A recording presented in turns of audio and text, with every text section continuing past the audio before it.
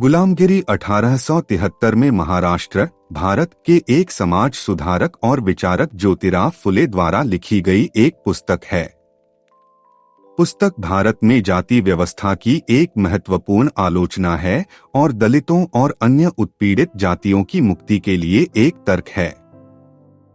फुले का जन्म किसानों के परिवार में हुआ था जो माली जाति से संबंधित थे, जिसे जाति पदानुक्रम में निम्न माना जाता था। वह दलितों और अन्य उत्पीड़ित जातियों पर हर रोज होने वाले अन्याय और अपमान को देखते हुए बड़े हुए और उन्हें विश्वास हो गया कि जाति व्यवस्था उनकी पीड़ा का प्राथमिक कारण है। गुलामगिरी में फुले जाति व्यवस्था का एक विस्तृत ऐतिहासिक और समाजशास्त्रीय विश्लेषण प्रदान करते हैं, जो प्राचीन काल से लेकर आज तक इसकी उत्पत्ति और विकास का पता लगाते हैं। उनका तर्क है कि जाति व्यवस्था शुद्धता और प्रदूषण के विचार पर आधारित है, जिसमें पदानुक्रम के शीर्ष पर लोगों को शुद्ध माना जाता है और नीचे वालों को प्रदूषित और अछूत माना जाता है।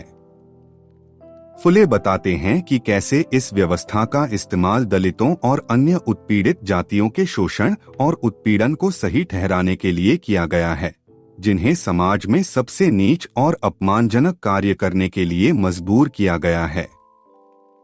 वह ब्राह्मणों की भी आलोचना करता है, जो पदानुक्रम के शीर्ष पर पुरोहित जाति है, जाति व्यवस्था को बनाए रखने में उनकी भूमिका के लिए और धर्म को उत्पीड़न के उपकरण के रूप में उपयोग करने के लिए। फुले का तर्क है कि समग्र रूप से भारतीय समाज की प्रगति और कल्याण के लिए दलितों और अन्य उत्पीड़ित जातियों की मुक्ति आवश्यक है।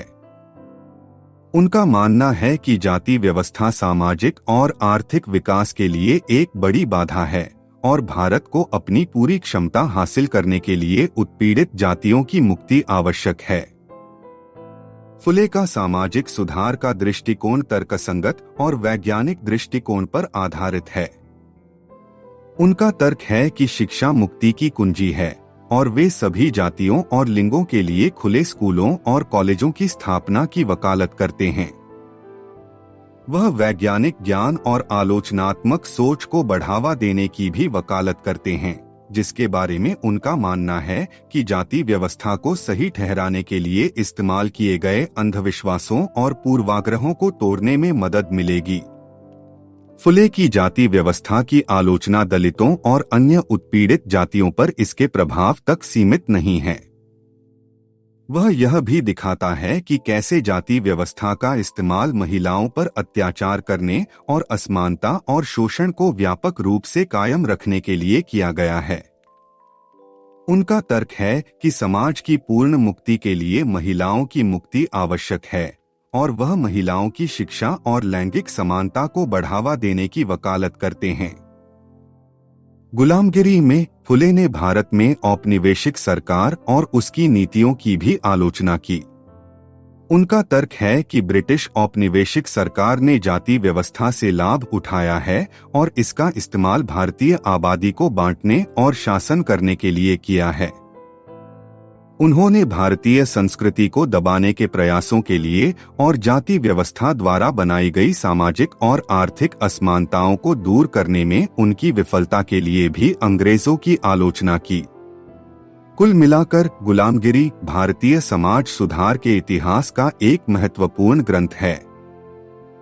यह जाति व्यवस्था और भारतीय समाज पर इसके प्रभाव का एक व्यापक विश्लेषण प्रदान करता है और यह उत्पीड़ित जातियों की मुक्ति और शिक्षा और वैज्ञानिक ज्ञान को बढ़ावा देने की वकालत करता है। फुले का सामाजिक सुधार का दृष्टिकोण सामाजिक न्याय और समानता के प्रति गहरी प्रतिबद्धता पर आधारित है और उनके विचार आज भी प्रासंगिक और प्रेरक बने हुए हैं।